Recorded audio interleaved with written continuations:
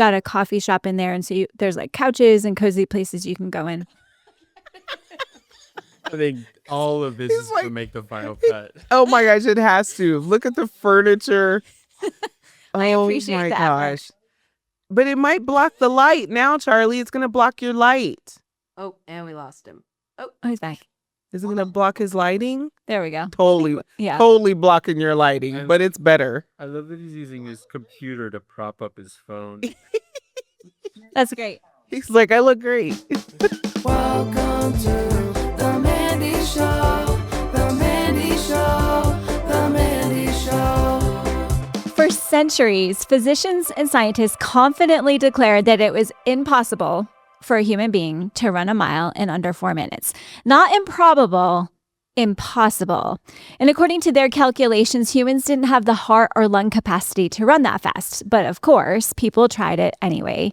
There are even legends of runners tying bulls behind them for motivation, which is honestly just impressive commitment to the cause. But in spite of the extreme training methods, no one could break the goal. That is, until on May 6, 1954, when Roger Bannister ran a mile in 3 minutes and 59 seconds. And then 6 weeks later, another runner broke his record. And today, high school athletes, teenagers who can't even keep track of their AirPods, run sub 4 minute miles regularly. So what changed? It wasn't physiology or biology. It was belief. Belief combined with putting one foot in front of the other, which brings us to the simple, overlooked practice shared by geniuses, athletes, artists, writers, and esteemed thinkers throughout history. It's the secret that no one talks about. They were simply committed to putting one foot in front of the other. At exactly 3:30 p.m. every day, at exactly 3:30 every day, so precisely the inhabitants of his hometown in Prussia could set their clocks by him, Immanuel Kant would step out his door holding a Spanish walking stick for his afternoon walk. He took the same route around the same park every single day. Similarly, Ernest Hemingway would take long walks through the Luxembourg Gardens in Paris while working on his breakthrough novel, The Sun Also Rises. And when MLK Jr. was a seminary student at Crozer, he took an hour-long walk daily to commune with nature. Catholic journalist Dorothy Day, a lifelong walker, first began feeling a strong sense of God while strolling around Staten Island in the 1920s. And Ulysses S. Grant and Walt Whitman often bumped into each other on their respective walks around D.C. In 1882, Nikola Tesla made one of his most important scientific discoveries on a walk through a city park in Budapest. And Virginia Woolf, one of England's most renowned writers, was famous for reciting her drafts aloud during her daily walks as part of her writing process. During his tenure at Princeton University, Albert Einstein was a devoted walker, typically making his mile-and-a-half round-trip commute on foot to refine his theories on quantum mechanics. And Charles Dickens preferred to walk at night when he had the streets to himself, often clocking as many as 20 miles in a single evening. There's something about finding a rhythm under your feet that all the greats have taken seriously. Ryan Holiday has a profound chapter about this in his book, Stillness is the Key. It's a great read and very worth picking up if you haven't read it. But what all this tells us is, if you want to dream up new ideas or do the impossible or heal something broken or make something beautiful or solve a problem, the first step is literally that, a step, one foot in front of the other. And that brings me to today's guest, someone I've seen walk and eventually run through a season where every step felt impossible. And so today we're talking to my brother, Charlie. He's the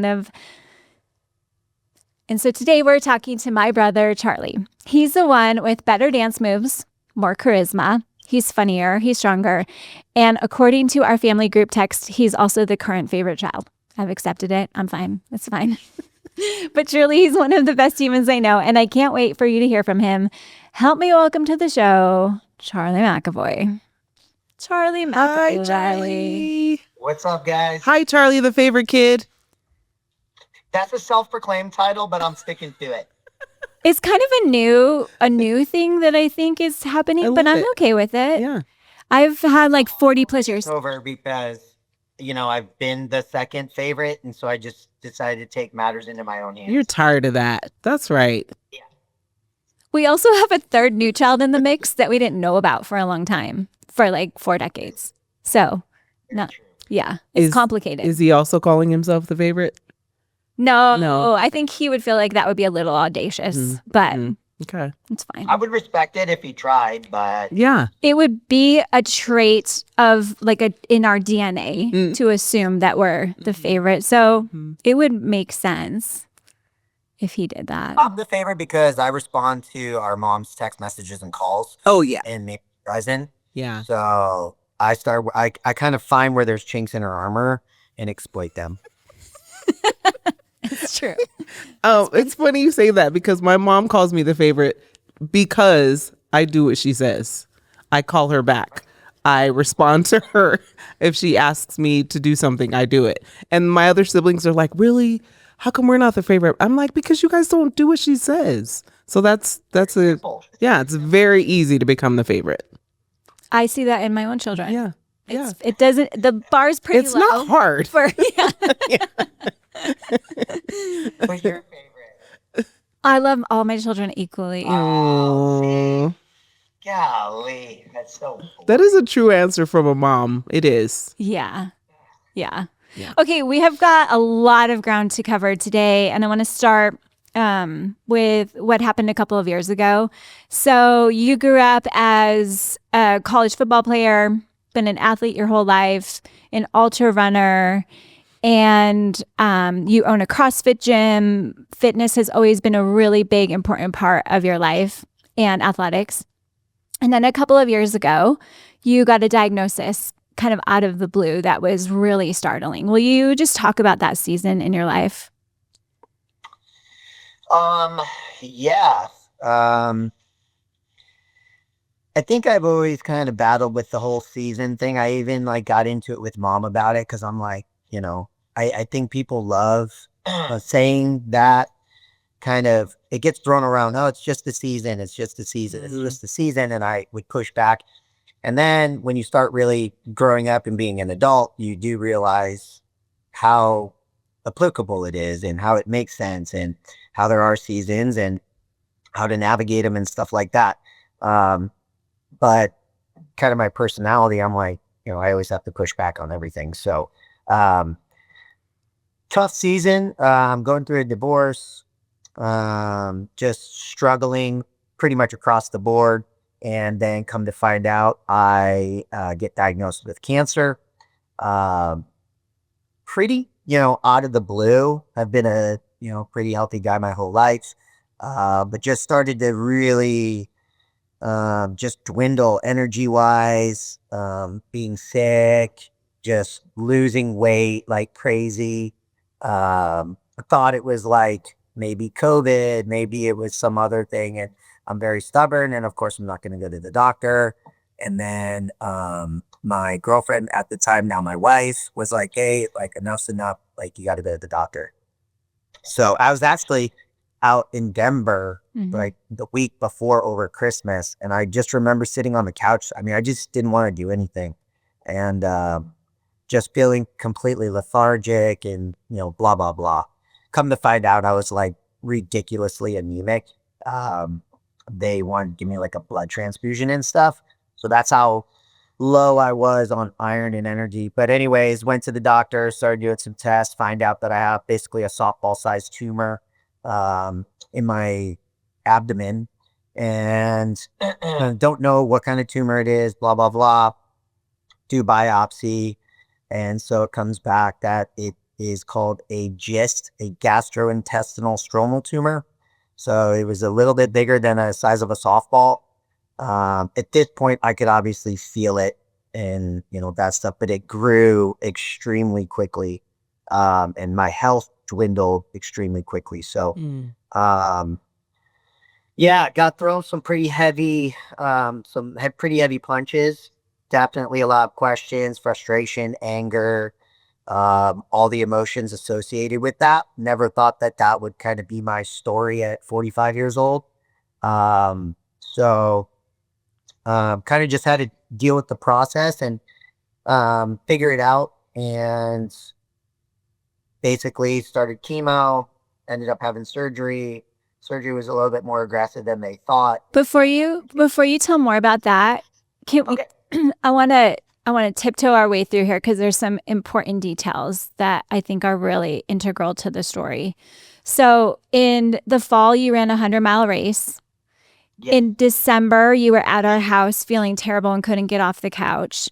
By Well, I just run a 50 miler too. The first weekend of December, I did 50 miles, and I was like, man, I'm really suffering out here. But you grind through it and get it done. Yep. And then in February, you got your diagnosis. In March or April, I flew out because mom's like, things are not good. And you were probably weighed as much as I do and couldn't get off the couch. I had to pick the kids up and put them in the car for you Yeah. because you couldn't pick them up. And so during that time, your son wanted to go play basketball. Correct. And you couldn't take him. You couldn't do it. You didn't have the energy. You couldn't get off the couch. And so our mom was like, I'll take the kids to the park.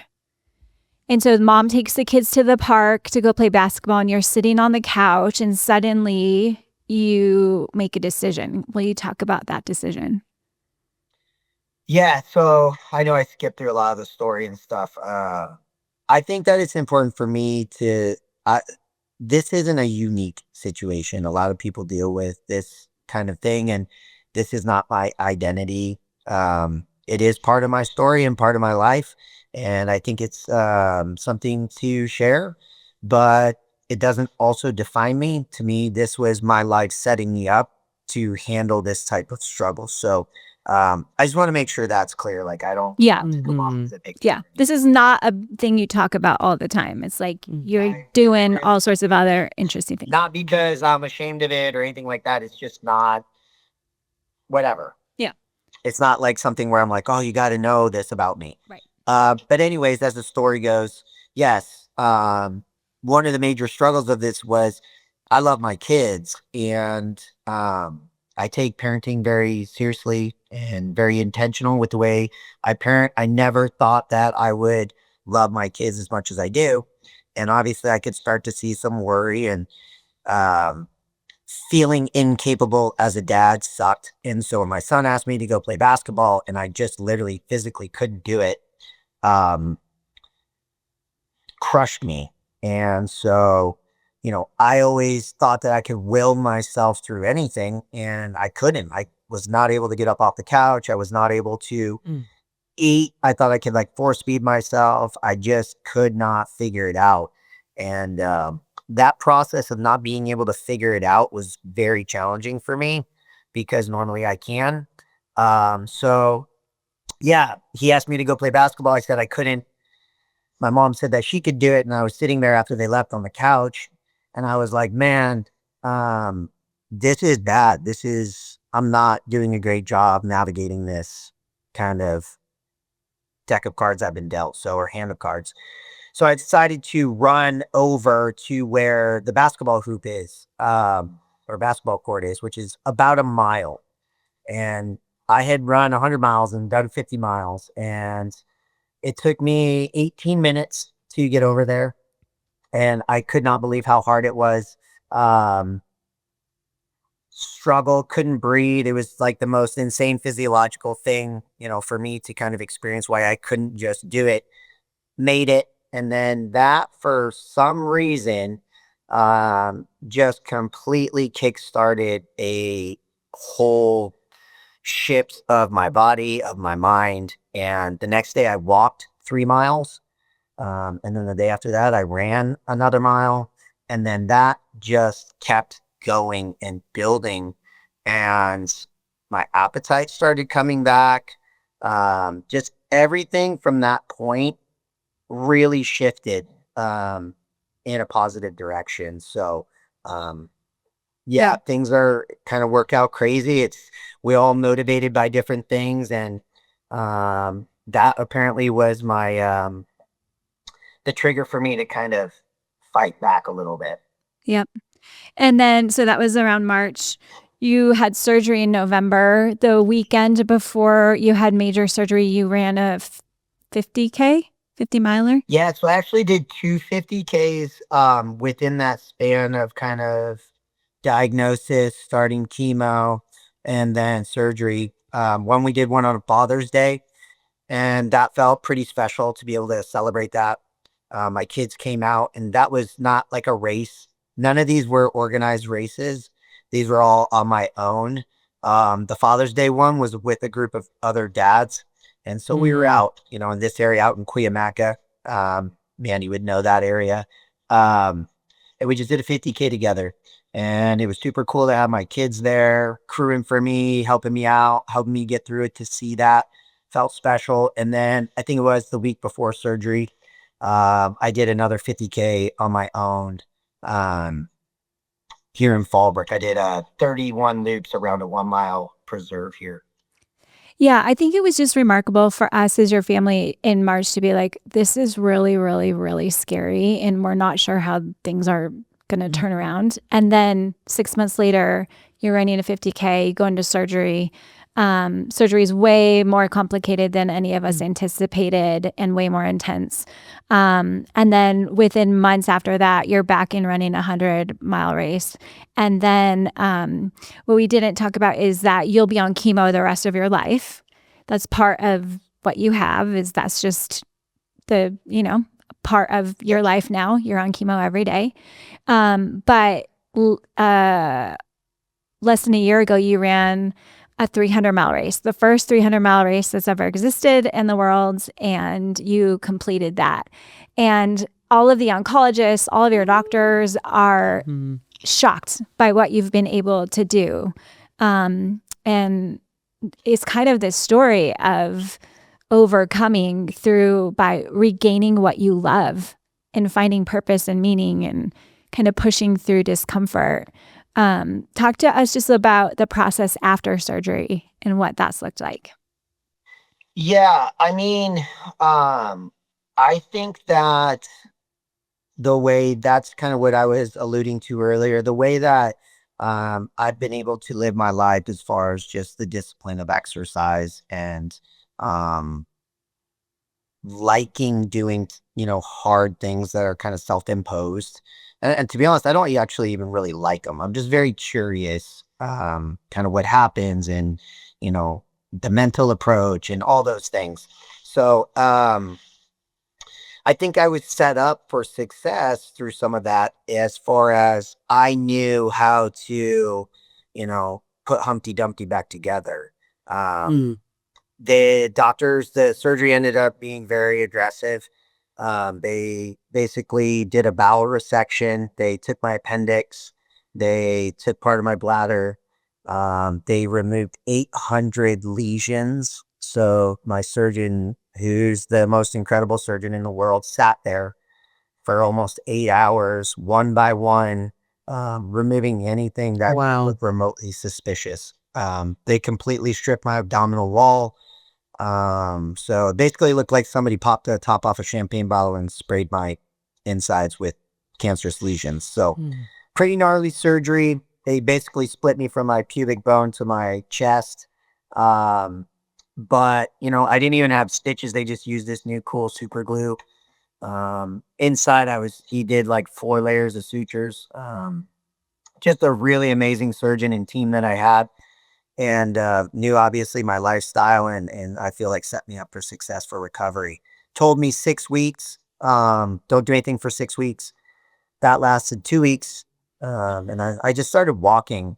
I walked a mile. It took me a little bit. I tried trotting, and his concern was more of getting like a hernia or something, not like that I'm going to injure myself. So, you said the running might be uncomfortable just because of the jostling, but of course, in 2 weeks, I had to go test it a little bit.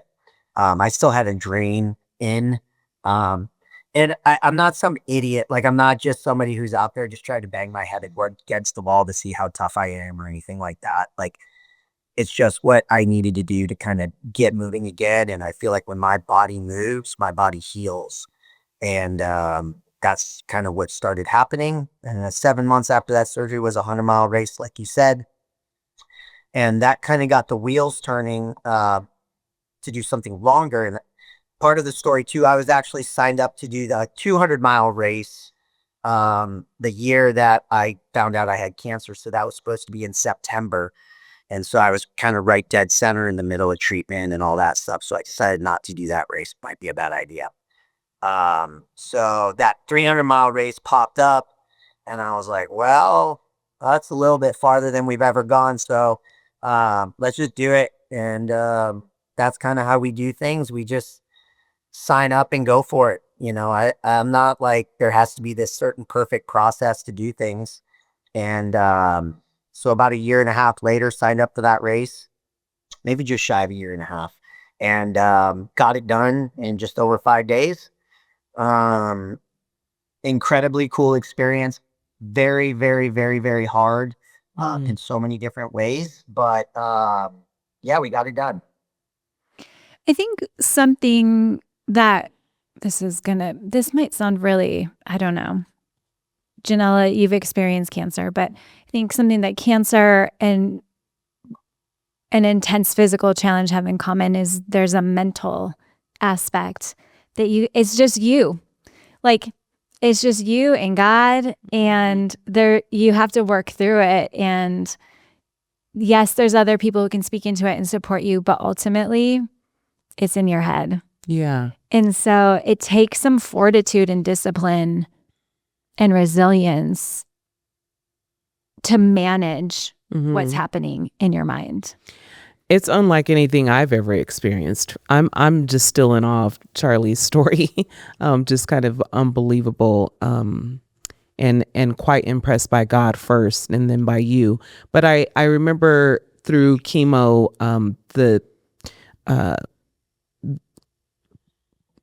I'm careful to call the chemo like the enemy because it also healed me. But I remember looking at this bag of medicine going into my port, and it became a head game for me. I was like, this is, I could, I have to shift my mind that it's going to help me versus like the scary parts of it. And so, yeah, in that moment, I was so grateful for the massive support that I had, but it was just me. I had to say yes to it. I had to say yes to the radiation. I had to say yes to the surgeries. Because ultimately I wanted to live, and I wanted to live life to the full, to the best of my ability. I want to know for you, Charlie, oh Yeah, that's what I was wondering. He's back. You there? You're back. Yeah, it disconnected, but I could hear what she was saying. Oh, good. Good. I'm grabbing my charger. I know this is going to look terrible on camera, but whatever. We're serious. We're going to wait for you. Yeah. That's so funny. We're the most unprofessional professional family you've ever met. That's very accurate. Very accurate. That's so funny. Look like a little cafe. I'm loving it. Yeah, there's Is it a cool gym? cafe. This is new. It's so cool. I want to go there. It's really awesome. Let's go film something there. Oh, that's a good idea. Yeah, you can Ultra strength. podcast studio. Hey, that's your next thing that you need to build. Oh, I don't need to build anything else for a while.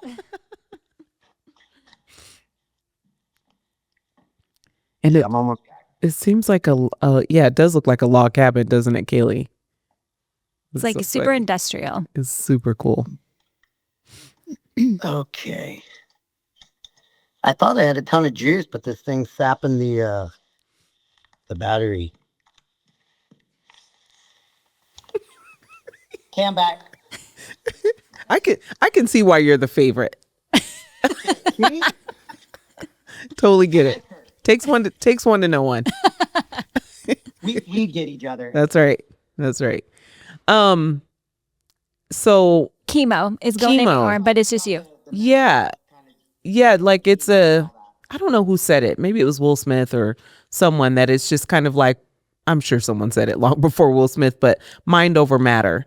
And I remember that thinking, I need to tell my body what it's going to do. I will tell my body if it's in pain, if it's, if it's needing something, if it's going to heal. And that was trippy for me because, again, it was so aggressive. So for you, where did that shift happen? I'm sure looking at your family, right? It's just like, I can't give up, Yeah, I think there's a lot of contributing factors, and I think that was part of the frustration for me is, for good reasons, I'm extremely willful and can channel that to good ways, and it can be detrimental at times as well.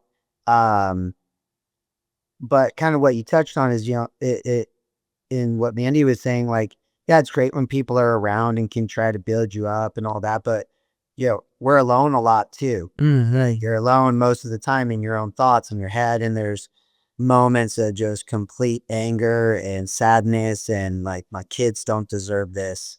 What did I do to deserve this? And that kind of approach and mindset and thought process.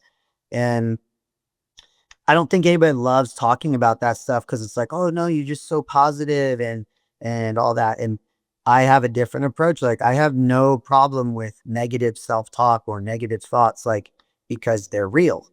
And I'm always very truthful and honest with myself. And it doesn't change anything. If I have a great thought, nothing changes. If I have a terrible thought, nothing changes. And I tried every way to kind of rally myself, and I felt like I couldn't fight back. I just was so low on energy, and I never thought that would even ever be a thing. And so for me, I love the problem solving. I love all that kind of part of it. And so I felt like my support system was incredible. I had my sister, I had my mom, I had Sage fighting for me and advocating for me and being pushy with doctors and appointments and insurance and any obstacle. We just bulldozed through it. We wouldn't take no for answers. The worst part for me was waiting around, okay, you have cancer. All right, now what? You got to do a biopsy. Okay, now what? Well, we got to get the results. Okay, now what? Then and it's like, no, let's go. Like, inaction drives me crazy. And so I was like, this is how people die, because they sit around and wait. And that was one of the wake up calls for me. I was like, I'm just waiting to die here. I'm literally withering away. I can't do anything with my kids. Everyone around me that loves me is trying to rally me, and I can't. Like, what am I doing? And it's something that I never thought I'd be faced with, but there it was. I couldn't even like take a picture of myself because of how gross I felt. I was so skinny. What are the things that you can only hear or only learn when you're out on the trail? Like, that's for me when God's like, here's the thing that I need to tell you that you've been too busy to hear from. It's like when you're out on your own that you're suddenly like, oh, this is where I hear the real things.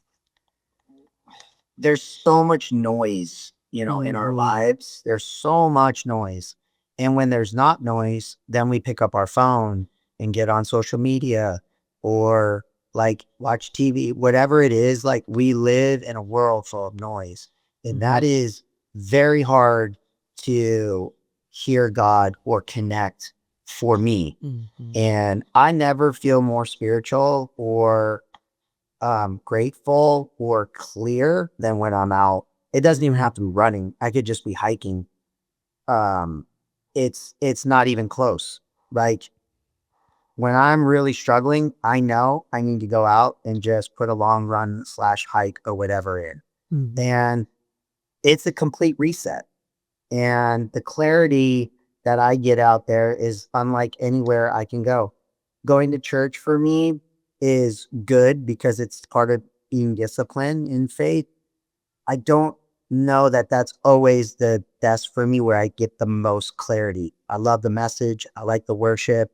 I get all that stuff, but for me, where I get it is being outside in nature. That's real. Pushing a little bit. I like to a little bit of suffering, and suffering's a loose term, but being uncomfortable. because that's a real feeling, like feeling alive. And that's just where it's best for me. I'd love for you guys to speak to the idea of suffering, because I think we're so uncomfortable, obviously, with suffering in our culture. We don't want to look at it. We don't want to feel it. We want to run So from it. comfortable. We're so comfortable. Mhm.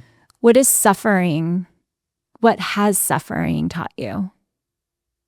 She can go first. For me, I think that's where real growth comes from. I mean, how do you, I talk about this in my circles with patience and forgiveness, for example. You have to have someone in your life that drives you bananas to work on patience. You have to have some. Who is that person in your life? You want to just shout him out? Who that person is for you? There's a couple names, but no, not in the studio at all. No, oh my gosh. But I do think that similarly with forgiveness, you have to experience some sort of hurt or heartache or an offense to practice forgiveness. So I think with this, for me, with cancer, it was so uncomfortable. I mean, in all aspects, because I think my natural personality, which I'm picking up on you, Charlie, too, is just this wanting to have some sort of control, and I didn't have any. It's that hurry up and wait. Hurry up to get this scan, hurry up to do this test, and then you're just waiting. And like you said, that waiting is it's just crazy. But the Lord told me a lot of things during that. One thing He told me was that it wasn't about me. And so when I think about what you went through, and thinking about it now, and your kids were so young and so impressionable, what do you want them to learn about that season? Because they got to see you very uncomfortable, which made them uncomfortable. Because dads are superhero and the positive and the rock, and they probably saw you at your worst if you didn't hide any of that from them. You know what I mean? Yeah, I think that the kids thing's a soft spot for me, obviously, and I want to be my kid's superhero. I want my kids to think that their dad can beat up all the other dads. Like, and I could see the fear in them to ask what's wrong, to Babies see me like that, and that's a horrible. Yeah. It's a horrible feeling. But yeah, I do think suffering is. And say suffering, I think people think it is such a negative and a terrible word, but it's just, anything uncomfortable, we seek comfort. Mm-hmm. That's all we want to do is seek comfort. And I don't know I've ever experienced any growth in any capacity out of like, hey, that was awesome. Everything really went well. Right. And I don't know why that concept's so foreign to people. Mm-hmm. If you want to get in shape, you got to work out. Working out's not super comfortable. If you want to lose some weight, you got to eat better. Like eating better is not super fun. Nobody wants to eat perfectly. It's not fun. It's super hard. Mm-hmm. And so we don't want to do that. And then we don't get results. So I just feel like all the growth comes from some kind of suffering's a strong word, but misfortune or struggle or sacrifice or discipline. And I do love human suffering. I watch it and I love the human spirit. I get to watch it every single day in the gym. It's like why I figured out that I have the perfect job for myself. And I joke about it. I joke that I love watching human suffering every day because I watch these people who this is the 1 hour of their day. And I know that they all have lives and crazy stuff happening and a lot of successes and a lot of loss and failures happening. And they come in here, they put the work in, and I admire those people. They're not NFL players. They're not NBA players. They're moms and dads, sons, daughters, and they're just working for 1 hour. And it's awesome. And it's not easy. And I got the most respect in the world for those types of people. That's awesome. And everybody has a story, you know, because life's going to come and get you. Nobody gets out of this thing unscathed. And so I feel like that suffering prepares us, self-imposed suffering prepares us for the unexpected suffering. Yeah. And that's one thing that you do Yeah. with the kids. And I know some people might be uncomfortable with it, but I love it so much. So your kids are in elementary school, but ever since they were little, whether it was on their birthday or just throughout the year, you do challenges with them. I think you guys just did a run not too long ago. Yep. Will you talk about that? Yeah, I always have operated. I want to parent fearlessly as far as my kids go. Now, obviously limitations and stuff, but you know, I think that we do a big disservice with our kids by not allowing them to see how capable they actually are. Um, and you know, it's controversial, but nobody can provide me any data on why. Mm. No one can say, "Oh, it's bad for your kids to run long distances." Okay, well, show me the data. It's all just made up myths. This is all my opinion. Show me data where it's bad for kids to work out. Like all that stuff is not available. So, yes, day after Thanksgiving, we do a half marathon with the gym, and that's far for a lot of people. And that's how we do things because it's not supposed to be a 5K turkey trot fun run. And we go out there and we suffer together, and it's a lot of fun. And CJ did the whole thing with me this year. He's 11, but he did 14 miles when he was 8 or 9 Wow. on his birthday. So And and freaking loves it. Like Does afterward, it's does he like, love it? yeah. Yeah, that's so cool. And, you know, when he did it when he was 8, you know, we did it together. I think he was 8, actually. And, you know, he struggled more, but the attitude was good. And now he's older. And so there's a little pushback with dad and stuff. And for me, this was so much better because me and him did it together. We got to talk about it. It was like one of the best days I'd had with him. And he was pleasant. He was high-fiving people. And he's like an incredible little athlete. And I was like, man, at some point this is going to get hard. I'm going to have to pick up the pieces, you know, and put them back together. But that never happened. Mm. And McKinley did 6 miles and then she wiped out coming downhill. So mom picked her up, but she was cheery. She was singing songs. She's running in bands, slides. You know, she got her She's a minimalist. side on her waist and she's just bouncing off the trail and rocks. And it's like, you know, it's so natural, but we stifle them a little bit. And so my goal is to always let my kids know how capable they are. And I'm not a false praise guy whatsoever. When they suck, I tell them that they suck. And when they're amazing, I tell them they're amazing because I want them to always know the truth and that I'm going to shoot them straight. And yeah, I do think that leading by example is important because if I'm not going to do that, I have no business asking my kids to do that. So yes, I do think it's important. My kids think everybody works out because they've grown up in a gym their whole life. You know, they just think that's the way it goes. But yeah, I do think that I have a soft spot for really showing the kids what they're truly capable of. That's amazing. There's probably people listening right now who are like, ugh, I need to like get some things in order in my I'm life. not an athlete. I'm not an athlete. Yeah. I don't even know where to start. May not even have access to a gym. What do I? Yeah. Where do they start? Mhm. I mean, there's no price to go outside. You know what I mean? Like, there's no, I guess, running shoes if you want to like really get some crazy shoes on, but you don't even need to do that. Be like McKinley. Wear your Vans. Exactly. Yeah, I think that's of course people will find reasons to not do it, and we all have them. And we always kind of say like, if it's important to you, you'll find a way, and if it's not, you'll find the reason not to. So, I think starting is super hard, and then what happens is that motivation wears out, Mhm. and then that tends to fizzle out. But what you're really trying to build is discipline, and that's the big game changer for people is when it becomes more about being disciplined and less about being motivated, because there is a very, very, very big difference. But yeah, people can go out and start with a mile a day, start with a mile, like try to do 7 miles in a week. Starting is not always the hardest part.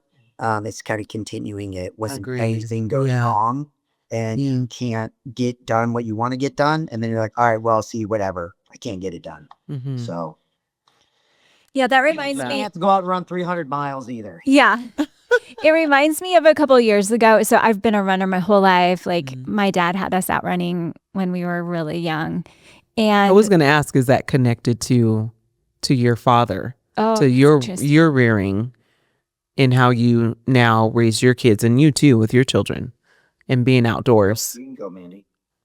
100%. Yeah, And yeah. that was what we did. It wasn't even an option.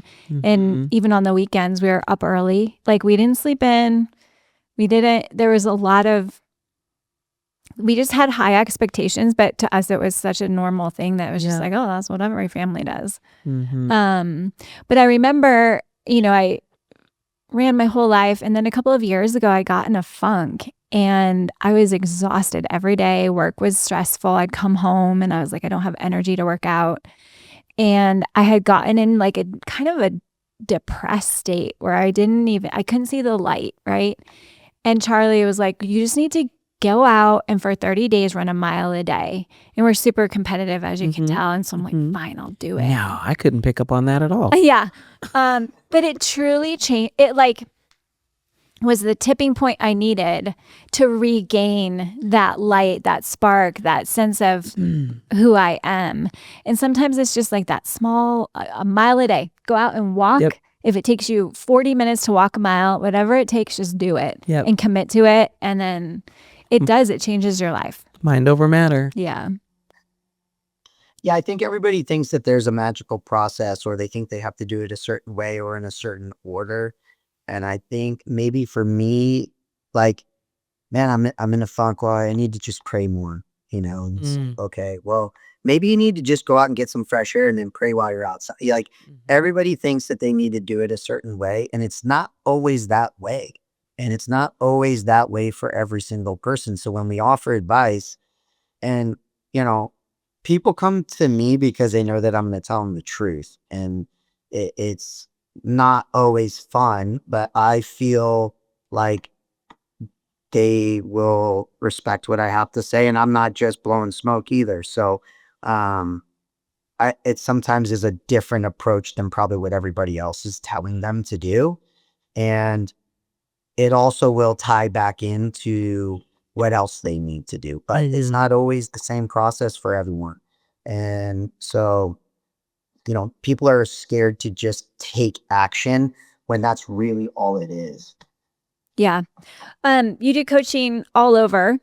You live in Southern California. If anyone's like, hey, I need some help here, how can they find you? Yeah, Ultra Strength is the name of the gym, Ultra Strength and Conditioning. I'm an open book. Sage is an open book. She's an incredible resource for women, especially. She runs camps for just women.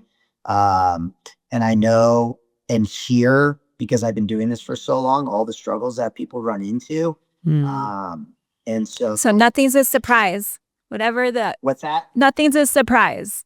Whatever. This is a surprise. I would be kind of excited if somebody was like, and I'd be like, damn, that's crazy, but here's what we're going to do. Keeps me sharp. But, we've kind of heard and seen a lot of it. And the gym is an incredible place. You were posting something on, the Advent thing you're doing. And it was something about shame and belonging. And it was like, man, this is literally like working out. Like people are ashamed of how they look or how out of shape they are, but really all they need is a community. Yeah. That's what the gym provides. And so that's how we impact people. Some people impact it through church or, Bible study groups and sports or whatever. Our impact is through the gym and the conversations that happen before and after the workouts and all that stuff. it was like it completely resonated with me because people love community. I mean, think of what MOPS started as. You know what I mean? It was a group of, mothers. And Mhm. because they like that strength in what they can relate to. And it's the same with the gym. So this is just my place of impact of where I feel like I can be impactful. So yeah, Which is strength and also, conditioning. it's also the spiritual impact, not just the physical with what you do, Charlie, because then it eventually is the spillover of other things in your life, your soul, your spirit. My husband and I are in this competition now where I'm up at 5 outside walking. He is retired, so he walks at like 10. And when he gets back, he's like, "How far did you go?" I'm like, "Well, how far did you go?"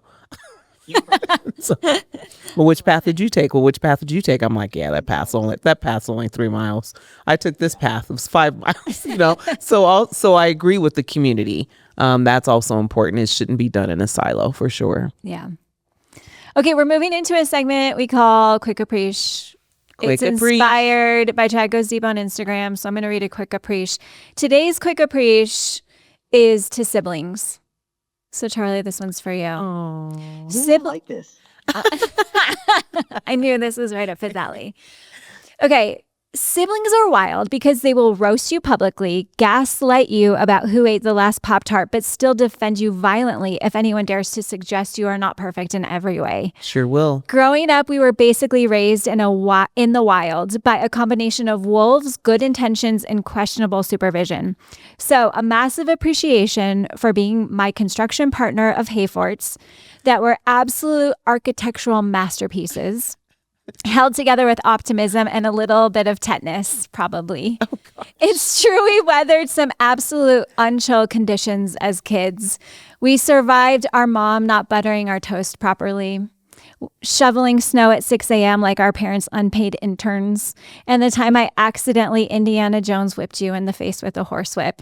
I still feel a little bit bad about it, even though you kind of did deserve it. You don't feel that. And if there's a statute of limitations on sibling injuries, I hope that one has run out. Thank you for being the one person who could make me laugh until I couldn't breathe, and also the person who taught me that competition is a love language. You may win every endurance sport known to man, but I need to remind you and have it be public record that I will always beat you in leg wrestling. Nice. Always.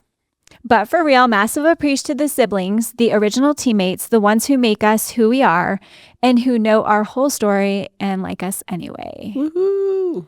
Massive Love the appreciation to Sibs. Siblings. Holler Okay. to the Sibs. We're Pros on my underwear. What did you? we've got lots of stories. Lots. Oh man. I can Oh, We could Charlie, really- we need to hear those. We could really do some embarrassing. Okay, that sounds good. Oh my God. I just remember I have there's a mutualness in this sharing. Did that whip leave a mark? Oh yeah. Isn't it so on we his grew up in a face? horse farm, and when you have a lunging whip, it's like a long whip with a long tail on it. Uh-huh. And I still can't remember what happened to spark it, but and it wrapped around his whole face. Oh my gosh, Mandy. Yeah. It left me lines there from each corner of my mouth, like a huge smile across my face.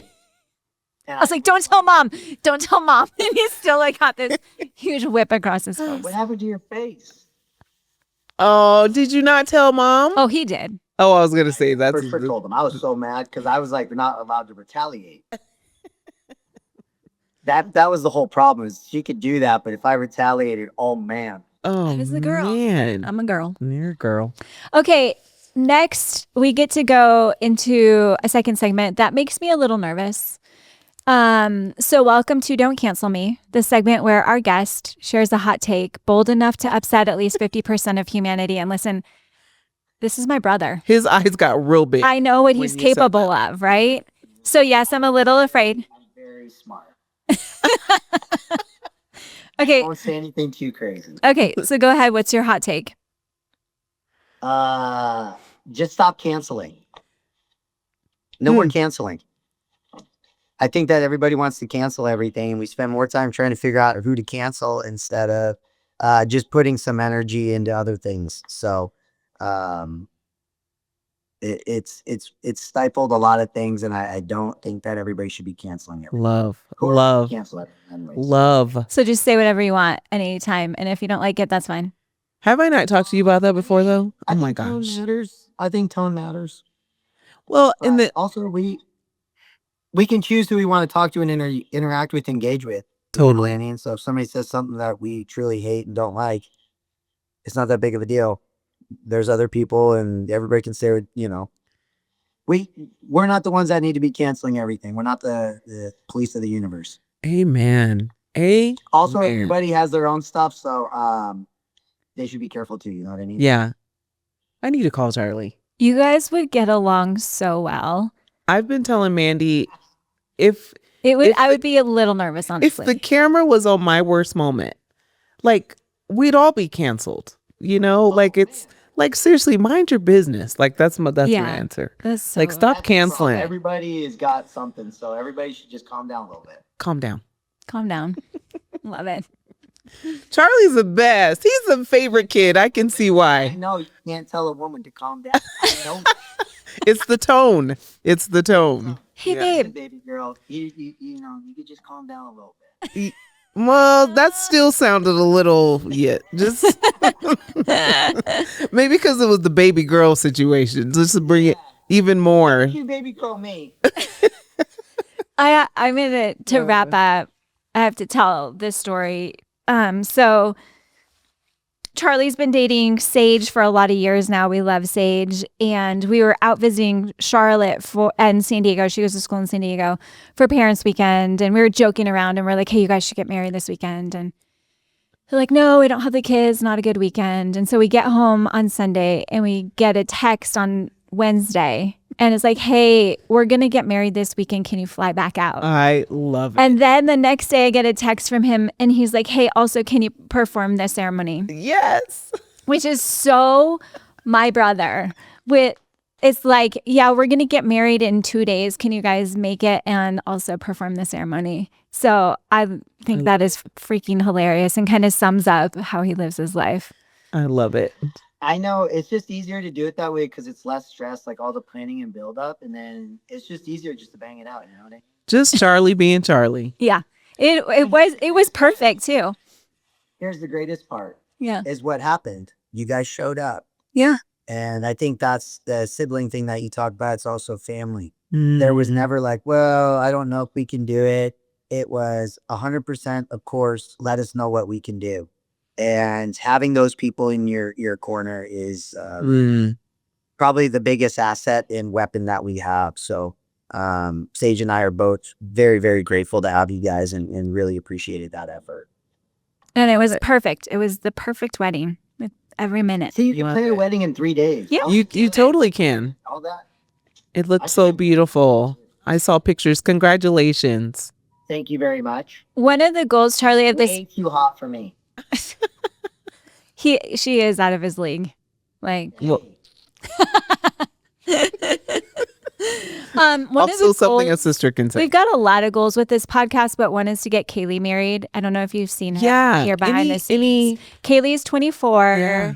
There's Charlie. So if you know any, young hotties at the gym yeah. who That guy sitting next to her, is he married or what? he's Yeah, married. Grant's married. He's having a baby. He's married, having a baby. Very married. He's already locked down. We're finding someone for Quick, Kaylee. though. Quick, yeah. He's a good wingman. Yeah, I love it. Yeah, keep your eye out, okay? I can make things very uncomfortable very fast. Okay. Same. So be thinking about that. 24. Okay, We're thinking the ceiling is 30. 30. And yeah, he has for to sure. love kids. Jesus. No kids. No previous marriages. Yeah. Yeah, she doesn't want a baby daddy. Mm-mm. Pretty simple. I feel like mean- I'm not asking for much. Good looking, Yeah. right? It has to be hot. It has to be funny. Funny. Funny. He has to be funny. And he's got to be, and us knowing Kaylee, he just has to be very patient. Amen. He has to be very patient. But when you know it's your man, like Ricky has to be super patient with me. That's how I knew he was mine. He's like, "Oh, that's my baby. I love her. That's my baby." That would drive someone else crazy. Kaylee's man's gonna be like, that's my boo. And we're like, what? Okay. So yeah, that guy. I'll put a couple. I'll put a list together. You Okay. thinking of someone now? Profiles. We want to see Yeah. pictures, stats. Yes. Also, How much can they Do you want them to live in Colorado? What if he lives in Colorado? I don't want to move, but Okay. When you fall in love, though, you'll do a lot of You things that will. think at the moment. that Their you're God not will interested become in. your God. Their people will become your people. True. That type of love. Charlie, I'm also 5'7". I know I'm sitting, but he has to be. So it's taller. a bit He's got to be tall. Okay, got that. Okay. I'll email you. Okay. Sage and I, we argue about who God is all the time, so we have differing opinions on what God's like. You and Okay. Sage on God's attributes. She likes, her vision is the Jesus version, New Testament, and I'm like, no, see, You like the savage Old Testament God. yeah, he was pissed, and he was like, you just don't get to do that. This is what happens if you do. Killing whole villages. Right. Seriously. That's where our The conversation women and about the the book of children. Enoch and all of those things, it all matters. And in the full circle of the story, all of it makes it make so much sense. But that's a whole nother It's topic. actually cool because we get to That needs to be a topic. sparks a lot of good conversation, so it's pretty funny. Mhm. But Yeah. it's right in line with our personalities. Yeah. I love it. Okay, we're gonna wrap up rapid fire. If someone's like, okay, I'm gonna hit the trail this week, what's the best running shoe to start with? Just go Hoka. It's not Nikes. cool. I know that people don't love Nikes for trails, but they fit my foot really well. Literally what Elle told me. She's like, do not buy Nikes. But I love Nikes. Elle, your niece. Oh gosh, she wears Ultras. Hoka. Ultras Yeah. and Like my Hokas. sister, those are for older people. You know? That's not true. Every time I see a Hoka, I'm like, it's on an older person. They look ridiculous, but But they're good for your Hey, foot. let me be their designer. yeah, they do need a Hoka's not refresh. Terrible shoe. A Hoka, an Ultra. Right now, the shoe market is insane. You could literally, you're not going to be able to pick a bad shoe. Okay, best protein powder. I already know the answer to this. I'll answer it for you if Really? you. Yeah. What's the answer? Two. Okay. One is called Equip, and the other is called Steak Shake. Yeah, that's what I was gonna say. So you guys, this is the best protein powder. I have to be very careful. I have a very sensitive system, and it has to be super clean. And so Sage and Charlie introduced this to me. It's the company's Within You. It's called Steak Shake. It's the carnivore protein. It's all beef protein, and then it has organ meat in it. And Oh, so wow. there's no, I get the unflavored. I put it in my hot chocolate in the morning, my mushroom hot chocolate. It's so clean. It gets you organ meat, which is really hard. It's like gross to eat organ meat, but it has so much good stuff in it. And You're it's going to put it in super the clean. meeting notes? We should. Okay. I think Show people notes. get turned off by the organ meat thing, but literally, like, it mixes. I put it in my coffee. So my coffee's heavy whipping cream, the protein, and honey. And it's Awesome. like a little bit of a shake. Sounds like a little Makes keto it coffee really there. well. Also, how do we get a cut of that? I know. We need to be, yeah, seriously, within you, within us. What's it called? Within me? Within you, within us, within me. Tell them we're promoting it because I want to try it. Best playlist if you're out getting one foot in front of the other. Oh man, Maybe not even the playlist, just an I'm artist. like a podcast girl. An artist that just gets you going. people aren't gonna like this, but it's my guy DMX. Oh, yeah. You put on some Yeah, DMX and for I'm sure. For sure. Because he's yelling the whole time. And you're like, just run faster, run faster. He's yelling. Yes. He likes dogs. You know Yep. what I mean? Like, Yep. come on. Okay. Good answer. But I'm an Audible book guy. I listen to a lot of Me too. books out there. Best dance No move. fiction. No, I'm not a fiction guy. No fiction. Best dance move. Show us. My best dance move? Yeah. Daddy Swivel. What is what that? that I is. love that he had the name for it, though. You have to now show us, Charlie. Is it? Can we see? TJ, just think about dad and getting the mojo working. You know what I'm saying? Is it like hip thrusting? Because Janelle loves a good hip thrust move. What? It's circular. It's circular. Yeah. Okay. It's Okay. called the daddy All right. swivel. Okay. You got Okay. a lot of arms in there. Mine's more hippie. Okay. Oh, so just the hip. Yeah, easy. Yeah, with a little shoulder roll too. Yeah. Okay. Got it. Okay. Do you do that on the run? I can. Okay. Like when you cross the finish line? I don't even know how I get across there sometimes. I can Amazing. back out. Okay. Best part about having me as your sister? Good question. I think this is gonna be a sentimental answer, but I get an incredible sense of pride. How to use my sister. I was actually gonna text you the other day, just like how proud I am of you and what you're doing and the way that you do it and just the approach and the commitment to everything that you're doing is pretty special. And I know I give you a lot of crap about just, all of it, but I am extremely proud of you. Ah, that's very sweet. And it's public Yeah. and recorded. Recorded. Just Well, in case you guys I'm get, gonna just send in it back case you guys get into an argument this afternoon, just go back to this moment. Remember you said this. Yeah. Every week I'll probably just send it back to you. It's just a quick reminder. Yeah. All right, everybody. Thanks for listening. Thanks for joining the Mandy Show today. Love y'all. Thank you, Charlie. Bye. See you guys. Hopefully we'll see you soon.